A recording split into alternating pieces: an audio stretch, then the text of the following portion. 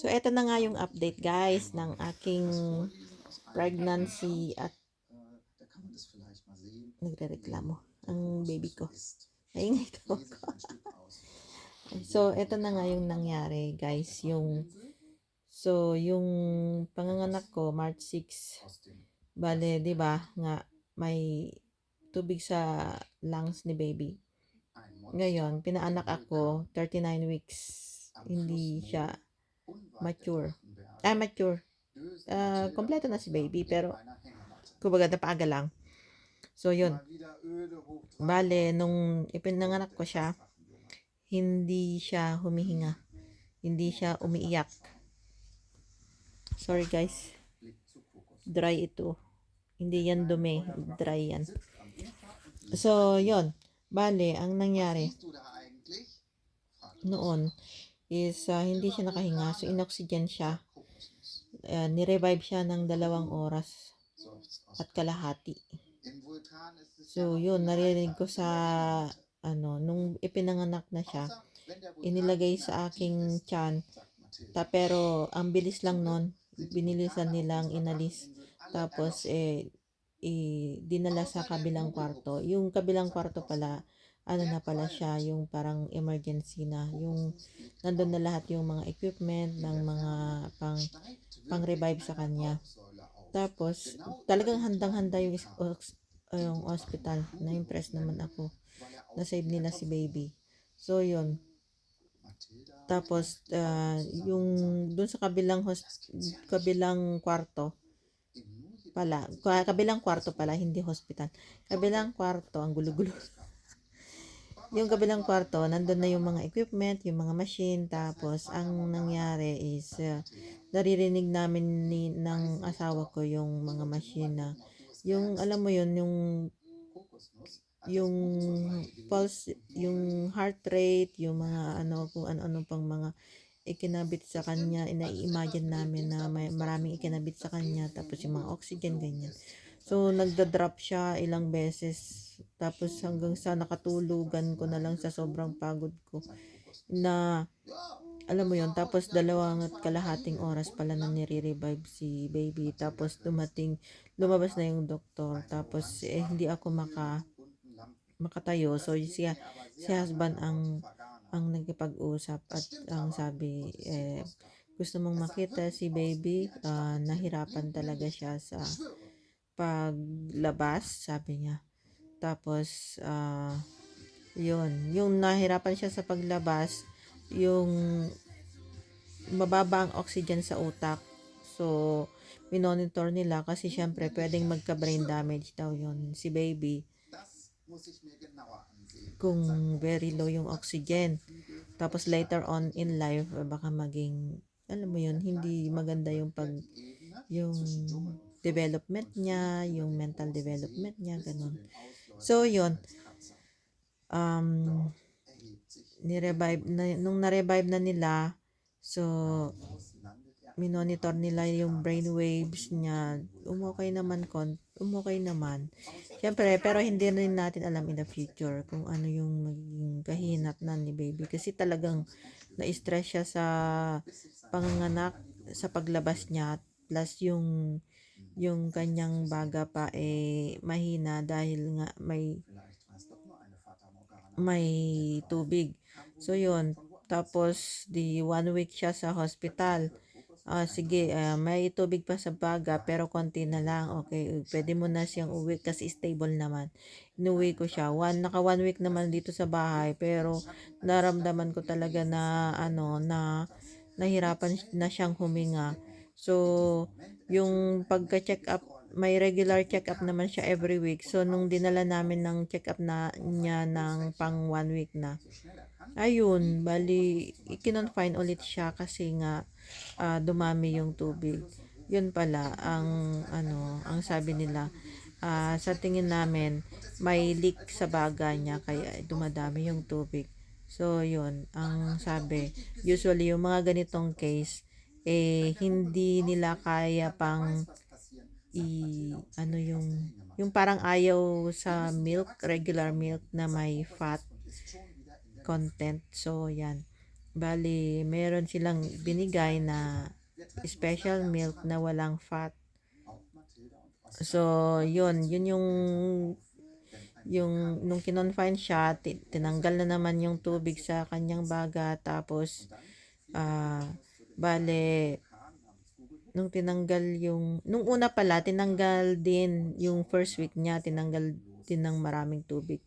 Tapos yung second week niya nung kinonfine na naman, tinanggalan na naman siya ulit, tapos binigyan siya ng special milk. Tapos yun, yung naging okay naman siya, naging stable na, unti-unti binigyan ng breast milk without fat. So inihiwalay namin yung fat at saka yung milk na walang fat. So parang ini-standby namin sa ref yung breast milk na pinump sa akin, galing sa akin. Tapos inilalagay namin sa ref ng 3 araw. Tapos yun, kapag pangatlong araw na, makikita mo doon yung fat nandun sa ibabaw, yung tubig at saka yung parang pinaka tubig na is nandun sa baba. So yung pinaka tubig is nutritious pa rin naman yun kahit walang fat. So yun yung kinukuha namin. Yan. So yun, umokay naman siya ulit. Tapos after 1 week, okay na ulit. Wala nang tubig. Wala na talagang tubig. So yun, pinauwi na kasi stable na ulit siya, si baby. Tapos bale then 2 weeks more na binibigyan ko siya ng special milk na walang fat. Tapos pagkatapos noon, sabi nung doktor, unti-untiin mo nang padedein si baby ng normal milk mo, sabi.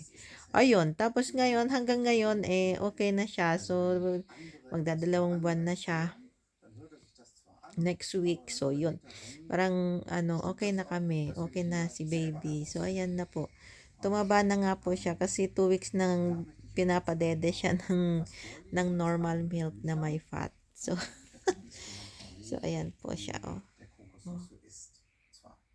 Yan. Sobrang stress po talaga yung nangyari kay baby kasi alam nyo, ang di ba, nilagay siya sa ICU. Tapos doon ang daming mga itinusok sa kanya, yung mga dextrose, yung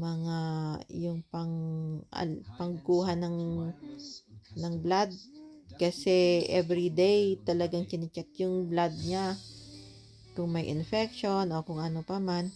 Tapos bukod pa sa doon sa nakasaksak sa baga niya na parang wire para makuha yung mga tubig sa baga niya. Yun, plus ano pa ba? Basta maraming nakasaksak, plus yung mga monitor, yun.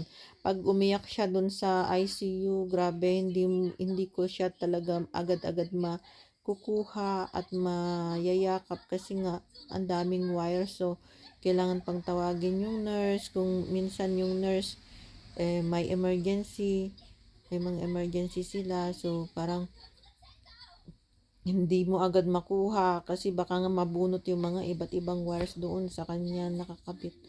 Grabe talaga. Tapos yung iyak niya, yung parang nahirapan siya kasi nga yung baga niya hindi siya makaboses. Saka naawa ako sa kanya. Pero ngayon, alam mo, okay na siya. Ang bilis niyang makarecover. Pero matagal din yun kasi halos isang buwan siya sa 3 weeks siya sa hospital. Grabe. So yun nga, bali tignan natin yung mga development ni baby kasi ang sabi nila